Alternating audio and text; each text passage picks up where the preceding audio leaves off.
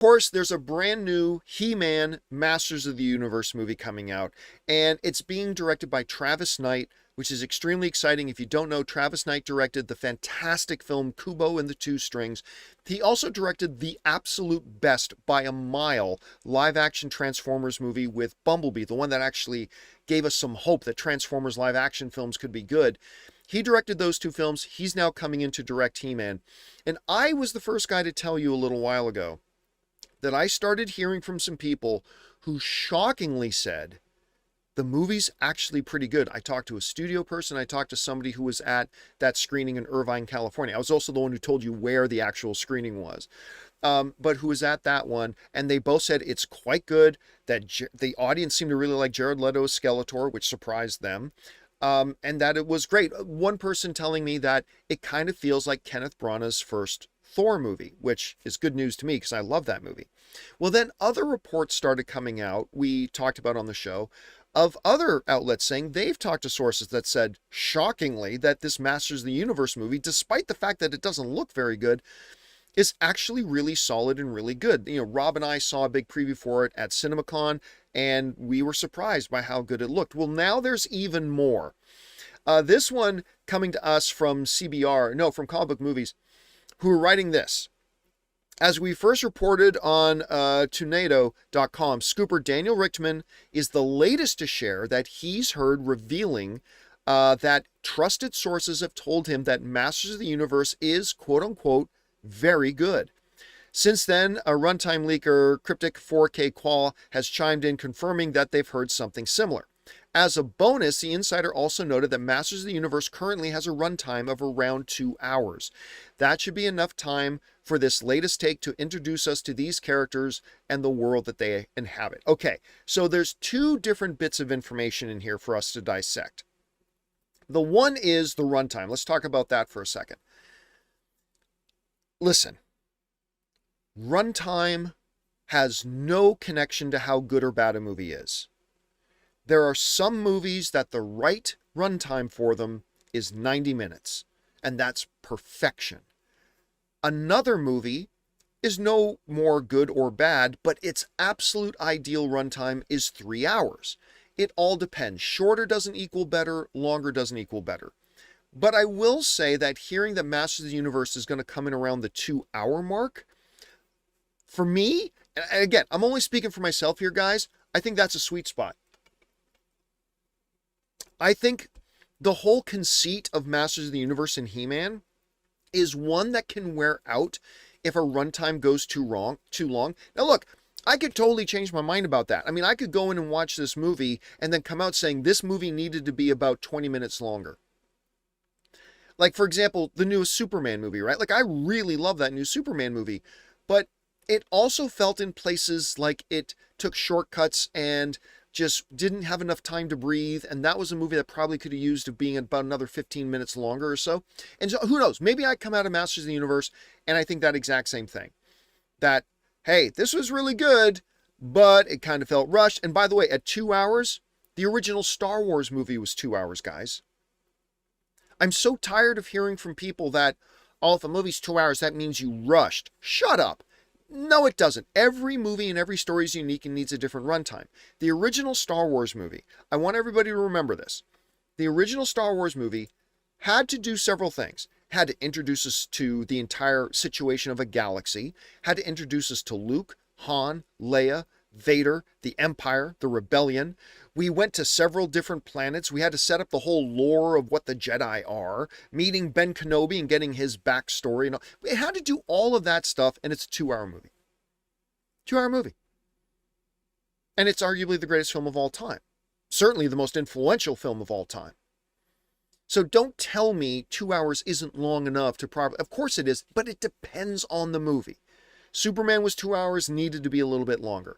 I've seen 90-minute movies that should have been a little bit shorter. So I'm not all that concerned, but I gotta say, I like hearing the 2 hour mark. That sounds like a really nice, good, sweet spot.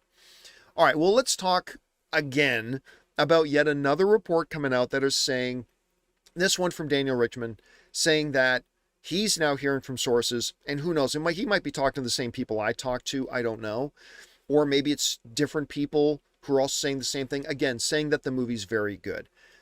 Now, look, I want to emphasize something here quickly, just so I can get it out of the way. I personally haven't talked to anybody who saw the film that said it's the greatest thing they've ever seen. None of the people that I've talked to who've seen the movie have said to me, this is going to be a best picture of the year. Nobody that I've talked to that has seen the movie has said this is the new standard of sci-fi action film. Nobody has said that. What we have heard is that it's good. Some people saying very good. Audience really liked it. So that just puts it into the realm of being a good, fun, solid movie. And you know what? If you had asked me if that's what we were going to get when they first announced the film, I would have had my doubts. And I think many of you probably still have your doubts about that. But it's good to hear it nonetheless, right? Like, it's good to hear it nonetheless. So the question becomes, can it actually live up to this? And I'm afraid of one big thing. The one big thing I'm afraid of is that, and the whole reason that I mentioned, hey, everybody, listen, we're hearing that it's good. We're hearing that it's very good. But nobody's telling us this is groundbreaking. Nobody's telling us this is an awards contender. Nobody's telling us this is now one of the greatest and their favorite films of all time. Nobody's telling us that. And the reason that I'm highlighting that is because I want to guard myself and I want to guard a lot of you guys about getting our expectations too high. I mean, I also don't want us to have our expectations too low because it sounds like it's pretty good, but I also don't want us to get our expectations too high. I don't think this is going to be a new Lord of the Rings. Apparently Travis Knight aimed to make it fun and make it entertaining. And guys, look, I get it. There are some people out there, my friend Christian Harloff, he once kind of pitched the idea of a Masters of the Universe movie as crossing Star Wars with Lord of the Rings. And I think that's an amazing vision. That's an amazing vision for it. But let's also remember the original animated cartoon, which I watched religiously as a kid. It was never some deep, serious, it had serious elements, sure, but it was also a little tongue-in-cheek. It was fun. We had a skeleton-speaking guy with a skull for a head talking like this. It was, you can only take it so seriously. And so I don't mind if Travis Knight is approaching this movie, wants to make it fun, wants to have humor in it, and just make it a good, enjoyable, entertaining, fun adventure film, hopefully with some good mythology and some serious stakes mixed in there as well, if that's where he's going. But it seems like a lot of people now, the word humor is a dirty word to some people. It's like, I don't want Star Wars without its humor. I don't want, He-Man without its humor. So, I don't, again, if they had made Harloff's original vision, I would have been really intrigued by that too. But I also kind of like that they're going about this way. Anyway, at the end of the day, for me, the biggest part of all this is that it's being, and the biggest plus, the biggest point of optimism is that this movie is being directed by Travis Knight. The director is the most important person in how a movie's going to turn out. And Travis Knight, who, on top of all the other stuff he's done in films, he's directed to. And both of them have been incredible. And because of that, I'm excited about it. It seems like every report we're hearing is pretty good for this Masters of the Universe. Now all that's left is for us to actually watch a trailer and see if it can bring it home. We'll find out. Guys, question is for you. What do you think about this?